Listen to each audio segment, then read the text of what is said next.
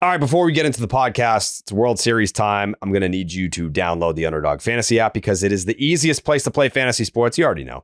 Playing their pick'em game is as simple as selecting higher or lower on player stats like strikeouts, total bases, home runs, and so much more.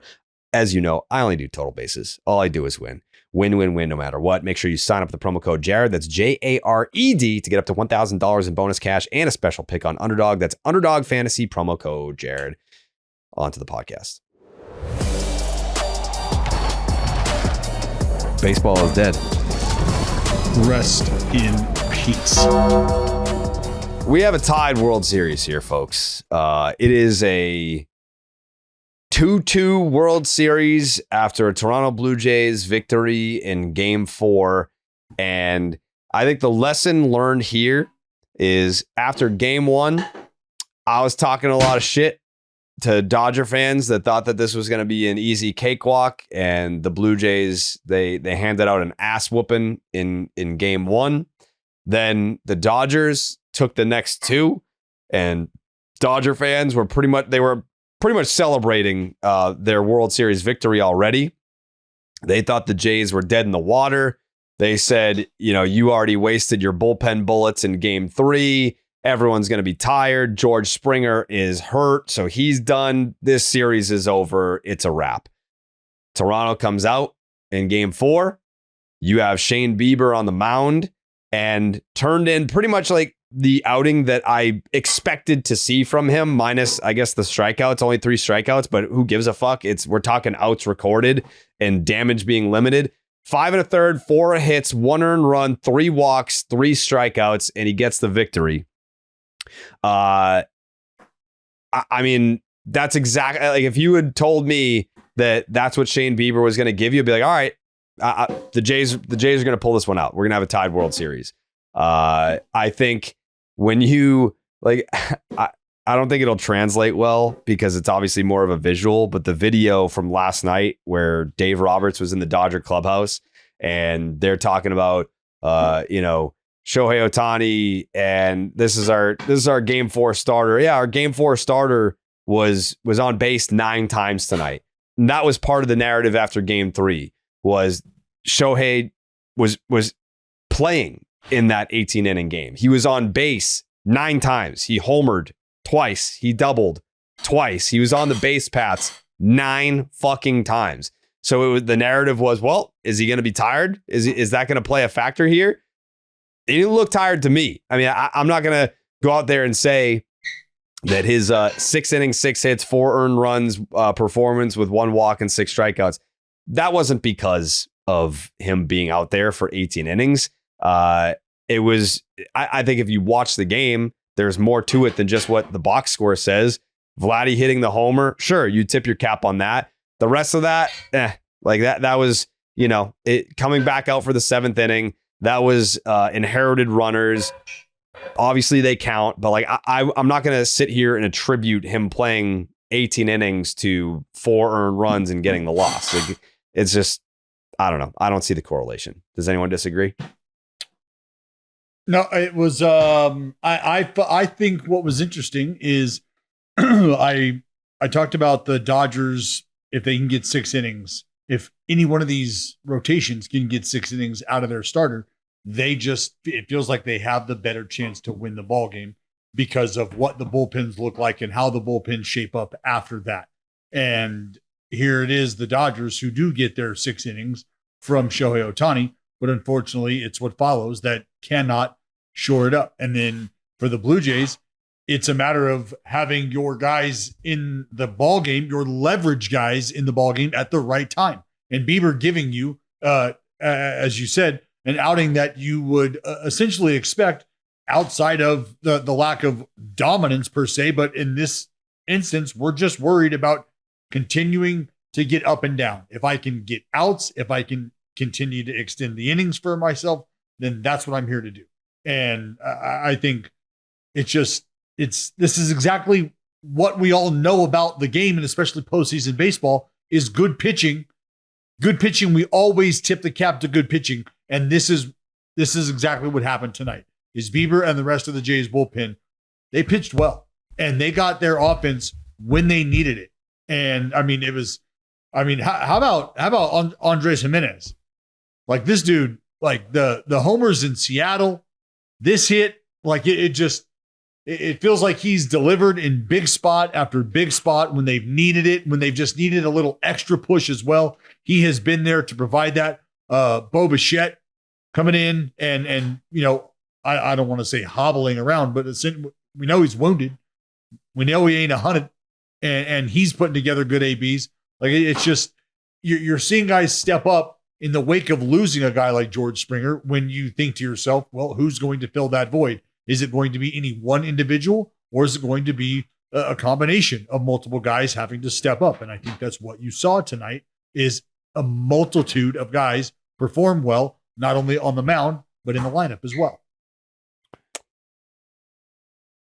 Jay?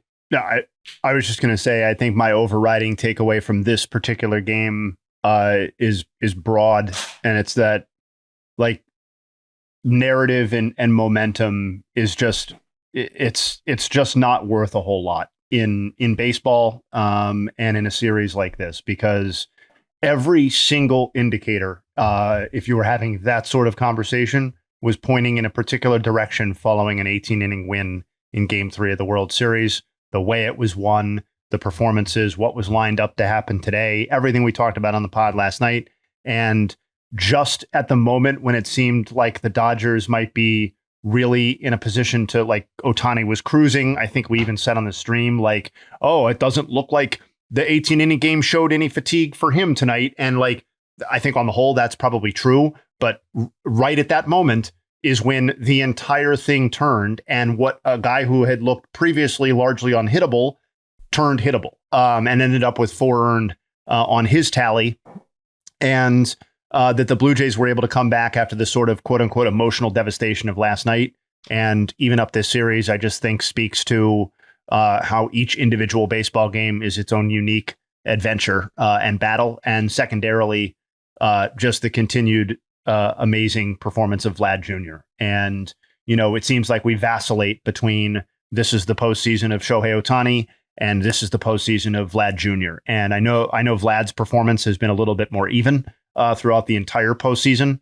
But tonight was another night where he showed out in an absolutely massive way and, continued what's going to be in the very short list of greatest postseason runs we've ever seen, win or lose.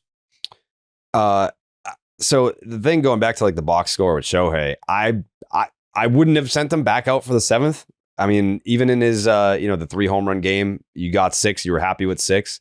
I would have been happy with 6 from Shohei tonight. And if that were the case, then we're not having a conversation about like, oh, did the 18 innings have an effect on Shohei? Like, no, he would have been 6 innings, 2 earned runs, and they came on 1 swing from the hottest hitter in the postseason.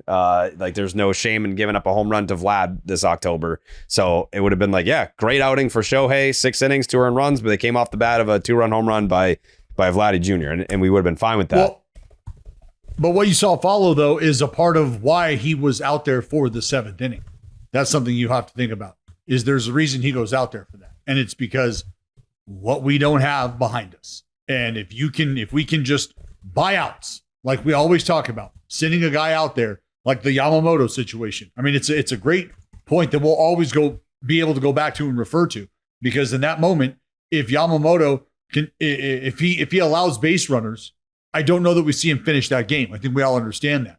But if he is able to continue to get outs the way he is, who's to say that Ohtani doesn't complete 7 innings? And when that happens, we're looking at that conversation from a completely different perspective. But it was because what you saw from Banda, and it was because what you saw from Trinan, that Ohtani was out there in the 7th inning in the first place. The other point that I wanted to bring up about the Jays lineup was after last night, when it looked like there was no chance that we were going to see George Springer in Game 4, at least, because they're calling it hour to hour that he might be able to return. But I said, when the Jays were firing on all cylinders as an offense in the division series specifically, it was Varsho, it was Clement, and it was Vladdy. So, I mean, obviously you want Springer there. He's your leadoff hitter. But Lucas taking his spot in the leadoff spot tonight, 2 hits. Vladdy, 2 hits. One of them was the 2-run home run off of Shohei. Varsho had a knock. Clement had a couple hits. So that's why, like, it's not to say that you don't feel it or you don't notice that George Springer was missing from the Blue Jays lineup. It is a different looking lineup when he's not there. But the point was last night, are the Blue Jays incapacitated without George Springer at the top of their order? No. Like, they can still score runs. They had 11 hits tonight, 6 runs, and they got to Shohei. So, like, yes, it sucks to not have Springer. Is it the end of the world? No. We're also talking about a team that made it to the World Series without fucking Bo Bichette, who I want to say led the league in hits and doubles this year. They didn't have that guy. So I know it's, I don't know what the word would be. It sounds cold, but you almost have to be like, all right, next guy up. Like, this is how we got here. This is how we did it during the season. This is how we did it in the postseason. It sucks. There's nothing we can do about it. Next guy up, and we roll from here. And that's what they did tonight, which I was very impressed by. Like, I wanted to see how the Blue Jays offense responded immediately. What is that first game without George Springer? What does that look like? And it was double-digit hits, and it was 6 runs and a victory. So, yeah. Springer's presence is what adds length to a lineup. Like, when you have a guy like George Springer at the top of the lineup, that's what adds length. Because right after you throw the first pitch, if it's still in the ballpark, he's still a power threat. But if he does what he's capable of doing and starting the game 1-0, that's a problem. And right after that first at bat comes around, should the bottom part of their lineup be able to turn it over and get it to Springer again with guys on base, he's that threat all over again. And that's a presence that not a lot of lineups have, and they do not have all throughout their lineup, let alone at the top. So for these other guys, it's just going to be about figure like, hey, Ty France, you get the nod. You come off the bench, you hit a ball just hard enough / not hard enough to get the job done. That's all we're asking for right now. Put the ball in play. Good things can happen, Ty. And he did. Jay, hey, what were your like, if you, I don't want to put you on the spot and ask for 3, but if you have 3 main takeaways from tonight's game in terms of allowing you to forecast maybe how the rest of the series will go, what did you learn tonight that you could use for the remaining games of this World Series? This is maybe something that I don't know if you can use or maybe avoid, but I think a lot of the concerns that I had about contributors in the Dodgers bullpen reared back up tonight, particularly between Banda and Trinan. And I just like I know DB, like, I know your boys or whatever, but like Trinan to me looks like he's just not an option a lot, like moving forward. Well, like, I just don't know how you can go to that right now. Go ahead. Oh, no. I agree with what you are seeing, and what I'm watching unfold is a lack of execution on the other side of the script. So how he's supposed to be trying to go about getting outs is something that maybe he's tried to alter a bit. Seeing him pitch a lot at the top of the strike zone with a 4-seam fastball, and he's I mean, we know him as that big bowling ball guy, right? That big sinker guy. And when that's not dialed up and that's starting to flatten out, he becomes very hittable. And that sweeper starts to, it just doesn't quite have that tilt to it. And it just starts to spin. And that's where you're not seeing the finish. And he doesn't have this going. It's just kind of flat, and it's very hittable right now. And yeah, that eliminates, that's why I said with Banda and him, the way things went there, that's every reason why I see Shohei going out for the 7th. I totally understand why they did it. And to your point, like that, I totally agree. That is one of the takeaways for me, is that this bullpen could very well, if Snell doesn't give them 7+ tomorrow, it feels like they're on the short end of the stick. And not to like kind of carbon copy my own opinion to answer the second part of your question, Jared, or to give a second thing, but like my other takeaway, because like I don't want to be hypocritical, because I just said each game is kind of its own thing. But I think one of the transferable things that we are learning is the bullpen ebb and flow, and that the other side, that the Jays were able to get a combined 7 1/3 out of Bieber and Bassett, to me, is a big takeaway moving forward, or at least something that kind of evens the scales a little bit in terms of this matchup moving forward, because obviously everybody listening doesn't need to be told that, the 18 inning game did damage to the bullpens, and that Bieber was able to give them the start that he was, and Bassett was able to soak up what he did. In contrast to the Dodgers situation, just makes me feel very different ways about the bullpens, or at least it makes me feel similarly to how I've always felt about these particular units, but just accentuated those things once again in Game 4. I mean, they both use 4 total pitchers, right, between the starter and the bullpen arms. And I mean, I think if you're the Dodgers, it's not like you ran out guys that you might be looking to lean on in a bigger leverage spot, maybe. I mean, yeah, probably going to see Sheehan tomorrow at some point, I would think, even with the bulk that you got from him yesterday or 2 days ago, if you're listening to this on Wednesday.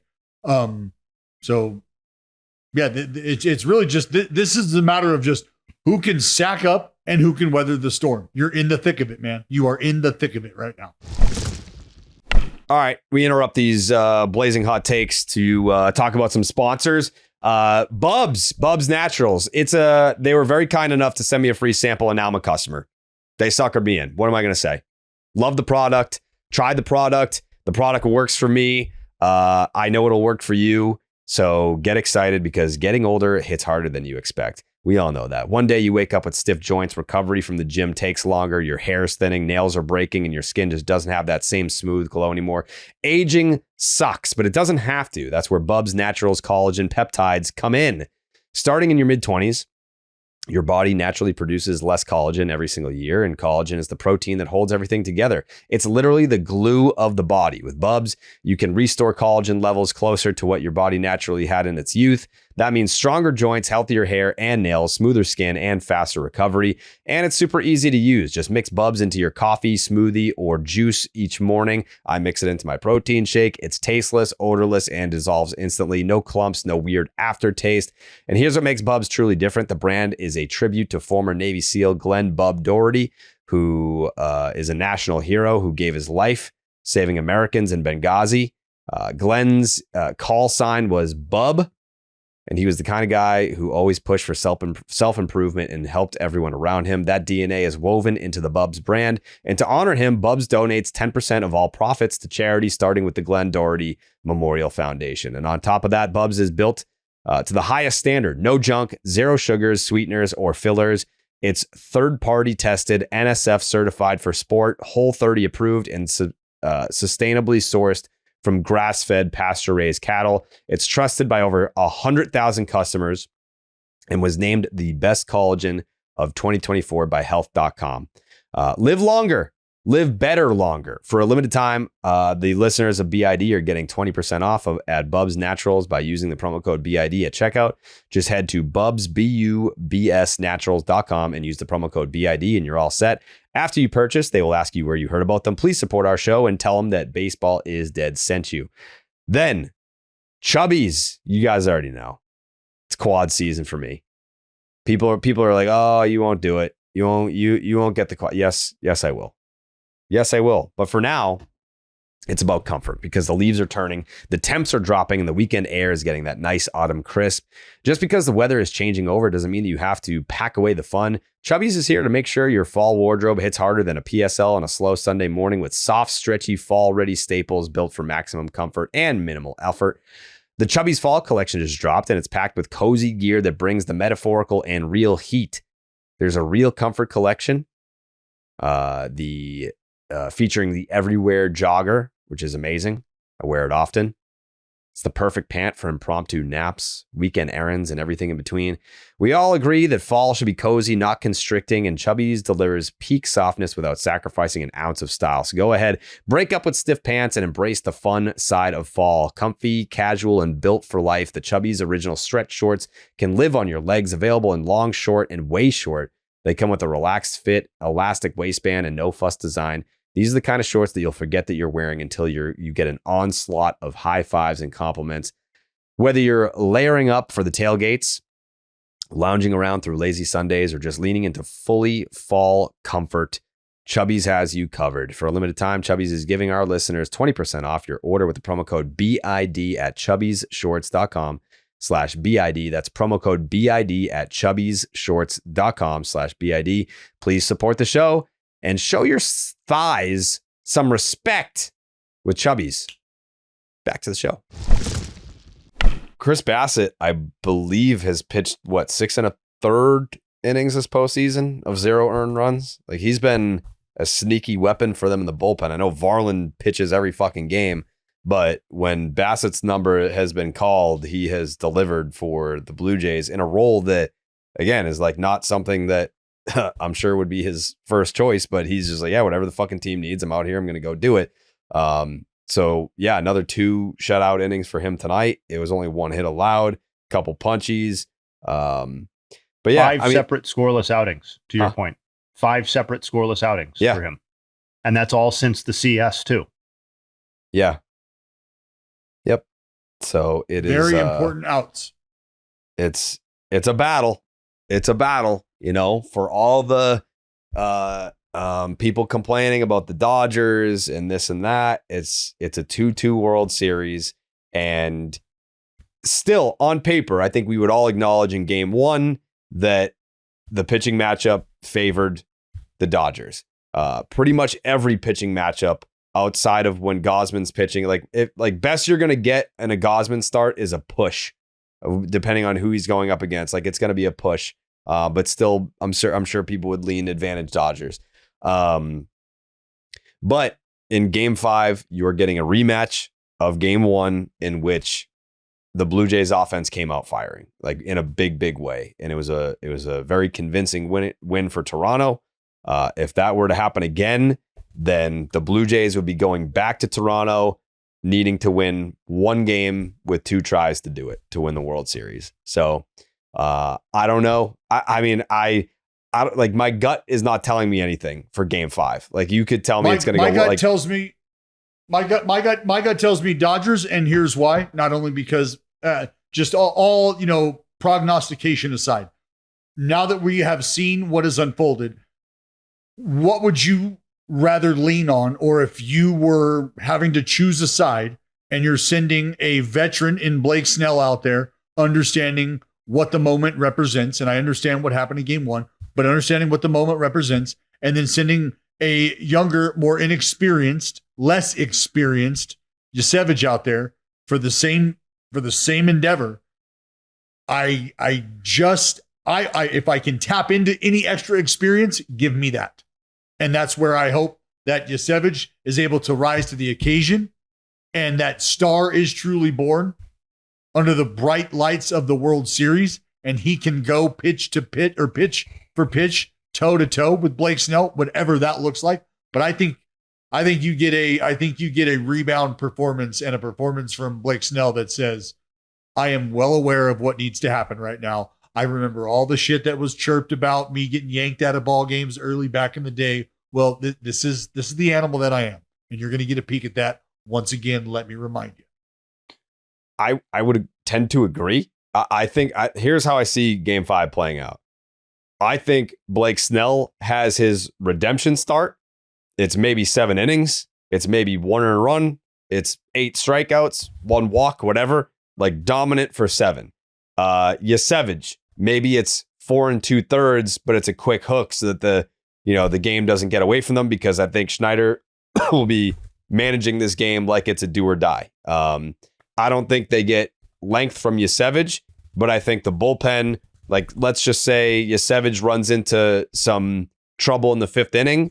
I think the bullpen gets him out of it, and then they kind of go inning for inning with Snell. So all that to say, I don't know who's going to win, but I feel like it's going to come down to the bullpens again. I think Yasevich will have an okay start. I think Snell will have a great start, but I still think that the game will be decided after both starters have left the ball game. Yeah, Hoffman is going to play a role. Hoffman is going to play a role, I believe, a big role, whether it's a bridge role to keep the game where it's at, and maybe somebody else is an option at the end of it, or if it's him in 4+ outs that gets the job done. But he's going to play a big role. Jay, hey, how do you see this one playing out? I think I agree with both of you in that I think the Dodgers should be favored. I think we don't need to pretend that the conversation's different every time. They have the starting pitching advantage in every game, as you've laid out, and that is true in this game. And we don't have to pretend that it's not true, even though Blake Snell was not as effective in game one. And specifically, I think that not that they were lucky hits necessarily, but he gave up 5 hits off of his changeup, and all of them were singles. And he had given up 3 hits off of his changeup in his previous 6 starts combined. And basically nothing about the results of that pitch were in any way aligned with what he's gotten out of that pitch for the entire season, postseason or otherwise, swing and miss, like results on balls in play, any of that stuff. So while that can't explain away the entire start, I do think it explains a decent chunk of it. And I think it's going to be back to what you guys are talking about. And I think that I have way more questions about what we're going to see from Yosevich and the length that they're going to get out of that. And and I think the Dodgers should be favored. I mean, I want to say Game 5 is probably the game I am most excited about in this World Series to this point. I think it only gets better from here. Yeah, like I mean, obviously, if there's a Game 7, that'll be great. But I think as far as what we thought this World Series would be, what the expectations were nationally, and just seeing some of the reactions on the internet, having it be here, tied 2-2, with this pitching matchup in particular, I'm just very intrigued because the first time we saw it, Snell didn't get the job done. I think the redemption arc is fascinating. I think the whole Yosevich angle is fascinating. I think the idea of the Blue Jays being able to put themselves in a position to go back home with a chance to win the World Series, fascinating. The Dodgers, if it does get to a down 3-2 going on the road, are they in an underdog role now to win their back-to-back World Series? Like, there's so many different storylines that could play out in Game 5 and create fascinating storylines depending on how this game is decided. It's juicy. I'm here for it. I'm excited about it. I don't know. It's kind of a quick one tonight. It was very just, I don't know, cut and dry baseball game. No controversy. No craziness kind of came out of tonight. It was kind of just a Blue Jays victory. But did you have anything else, Dallas? No, even in the game that the scoreboard would tell you was decided handily, still a good ball game. Yeah, still a Wade Plo ball game. They're tidy ball games. Not seeing a lot of defensive miscues, not a lot of errant efforts, a lot of the things that a lot of the baseball plays that have unfolded that would fly in the face of the status quo, if you will, have been aggressive plays being made to try to force the issue. And so I can appreciate all of it to an extent. I understand that some of the calls have been a bit egregious, some of the sends, if you will, but all in all, it's been a quality brand of baseball and a very good brand of championship caliber baseball that we have watched. So I've been excited about that. Jay, hey, did you cook up any nugs for us? Oh, I did. Let's do it. Vladimir Guerrero Jr. With 9 multi-hit games and Ernie Clement with 8 multi-hit games is only the second instance of teammates each having 8 or more multi-hit games within a single postseason, joining Troy Gloss and Darren Erstad for the 2002 Angels. Gloss had 9, Erstad had 8. Once again, in terms of most multi-hit games within a single postseason, Vlad is at 9. That ties the record set by, as mentioned, Gloss in 2002, Marquise Grissom in 1996, and Marty Barrett for the 86 Red Sox. Varland has now made... That's right. Varland has now made 13 appearances in the 2025 postseason. The only pitchers to make more appearances in a single postseason are Brandon Morrow with the 2017 Dodgers, who made 14, and Paul Ossenmacher shot him out for the 97 Cleveland squad that went to the World Series. He also had 14. So Varland definitely within with a shot at tying and possibly breaking that record, quote unquote. Most hits in a single postseason, Vlad Jr. is up to 26. That is tied for the second most ever with Pablo Sandoval from 2014. Randy Arozarena in the expanded 2020 season with 29 is the record. That is obviously within striking distance as well, depending on how deep this series goes, which is kind of cool. That's